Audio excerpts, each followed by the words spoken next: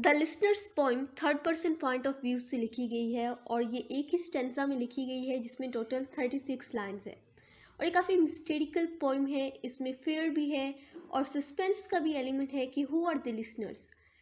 So the poem starts with the question, is there anybody there? क्या यहाँ पर कोई है? सेड द ट्रैवलर, मुसाफिर ने कहा।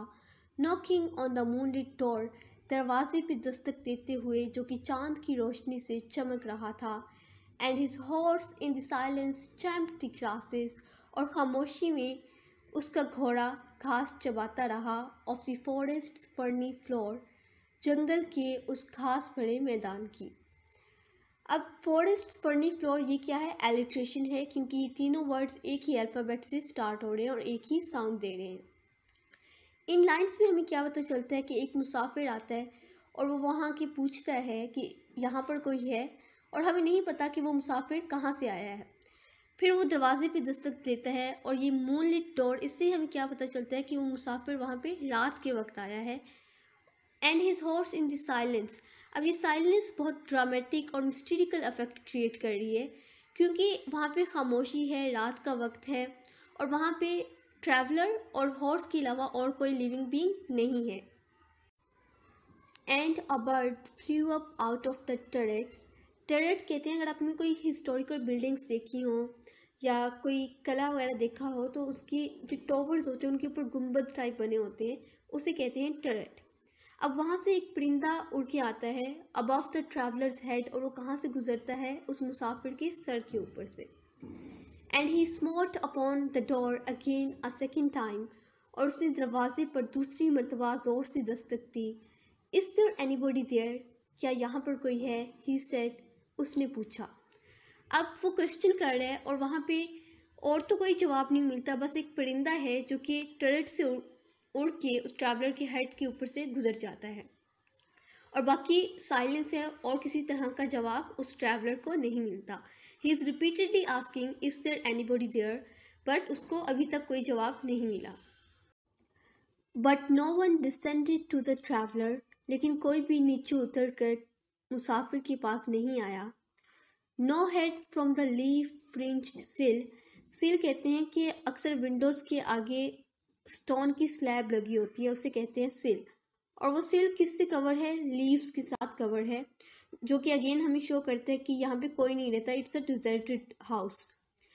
तो किसी ने भी उस सिल से झांक के नहीं देखा। Leaned over and looked into his grey eyes, ना ही कोई झांका है वहाँ से और ना ही किसी ने उसकी ग्रे आइज में देखा है। Where he stood perplexed and still, जहाँ पे वो ट्रैवलर जो है कन्फ्यूज्ड और स्टिल खड़ा है। But only a host of phantom listeners that dwelt in the lone house then. A host of is an idiom which means a large number of phantom listeners, यानी यहाँ या तो वहाँ पर ghosts हैं या spirits हैं जो कि उस isolated, उस वीरान घर में रहाइश पजीर हैं। Stood listening in the quiet of the moonlight, उस खामोश चांदनी रात में सुनते रहे। To that voice from the world of man, उस आवाज़ को जो कि इंसानों की दुनिया से आ रही थी।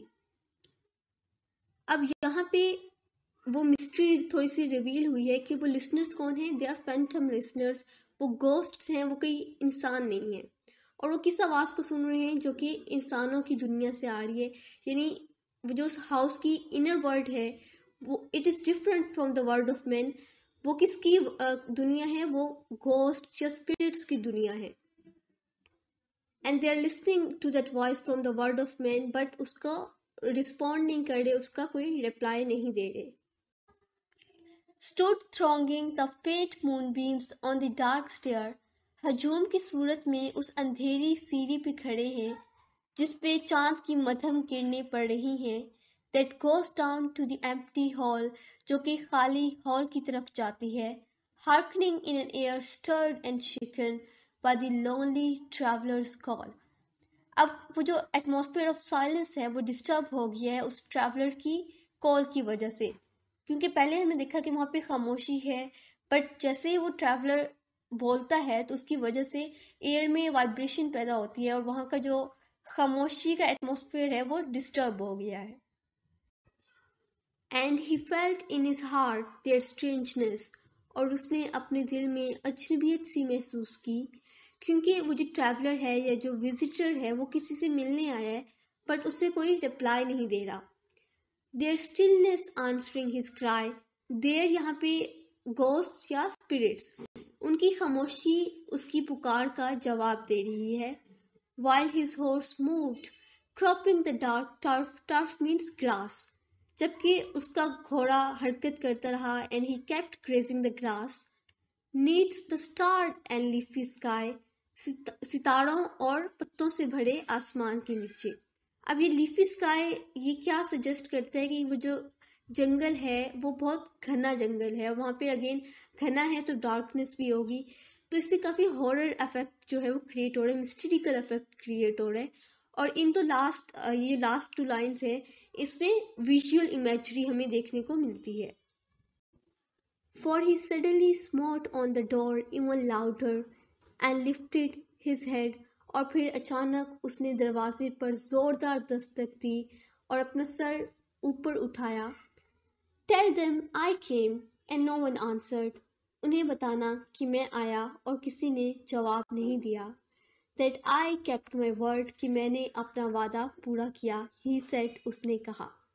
अब हमें पता चलता है कि वो यहाँ पे क्यों आया था, उसने किसी से वादा किया था और वो वादा निभाने के लिए यहाँ पर आया, बट उसको कोई किसी ने रिप्लाई नहीं किया, उसे किसी ने कोई जवाब नहीं दिया। Never the least stir made the listeners, though every word he spake. अब उस ट्रैवलर ने जो कुछ भी कहा या जो भी अल्फाज बोले, उसके जवाब में उन लिसनर्स ने कोई मूवमेंट नहीं की, ना ही कोई रिप्लाई किया। Fell echoing through the shadiness of the still house from the one man left awake. अब उस आदमी की आवाज उस खामोश घर में गूंजती रही जो कि वहां पे जाग रहा था। अब इस लाइन से हमें क्या पता चलता है कि वो इतनी देर से वहां पे खड़ा है, वो जो ट्रैवलर वहां पे आया है और वो बार बार पूछ रहा है कि यहाँ पर कोई है, बट उसे सिर्फ उसकी आवाज वहां पे गूंज रही है, उसे रिस्पॉन्स में और कोई आवाज सुनाई नहीं दी। देयर इज कंप्लीट साइलेंस, और उसको कोई जवाब नहीं मिल रहा। They heard his foot upon the stirrup and the sound of iron on stone. Stirrup कहते हैं एक डिवाइस होती है जो कि उन्होंने घोड़े के ऊपर लगाई होती है ताकि राइडर की जो फुट है उसको सपोर्ट मिल सके। तो उस पे उन्होंने उस ट्रैवलर के कदमों की आवाज़ सुनी and sound of iron on stone.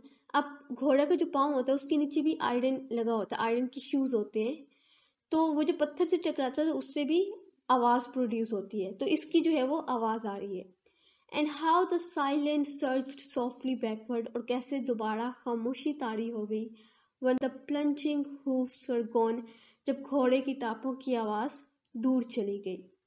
अब वही दोबारा जो है वो खामोशी तारी हो गई है, वो जो साइलेंस का जो थीम था वो दोबारा हमें यहाँ पे भी देखने को मिल रहा है कि एंड भी किस तरह हो रहा है, साइलेंस पे हो रहा है। I hope you find this video useful, and if you do, then do let me know in the comment section, and don't forget to subscribe. Thank you very much.